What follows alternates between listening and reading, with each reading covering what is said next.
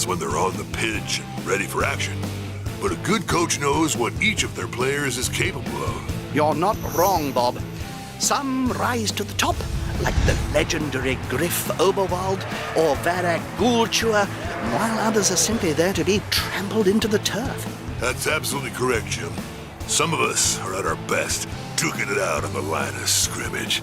But more delicate players, like scrawny little elves, are better off tossing the ball around and running away from real players. Speaking of elves, Bob, let's go down to our sideline reporter, who happens also to be an elf. Can you tell us more about the players, please, Alyssa? Thank you, Jim. Bob. Each player has a set of characteristics that represents their strengths and weaknesses, collectively known as their profile. Think of it as your guide to how they perform on the pitch. Each player has 5 characteristics. Movement allowance. This characteristic shows the number of squares the player can move in one turn. Strength. How strong is your player? The higher the number, the better. Agility determines the target number for actions, like picking up the ball or breaking away from a wary opponent. The lower this value, the better. To pass an agility test, you roll a d6 and have to score equal to or better than the player's agility value. For example, a player with an agility of 3+ would pass tests on a roll of 3, 4, 5, or 6. Passing ability. The dice roll required to accurately throw the ball. Teammate, bomb, big rock, you name it. When a player passes the ball, roll a d6 and score equal to or better than the player's passing ability to be successful. A model with a passing ability of 4+ would pass tests on a roll of 4, 5, or 6, for example. Armor value. A general score of the player's durability. The higher the armor value, the more likely a player is to survive a match, although not necessarily intact.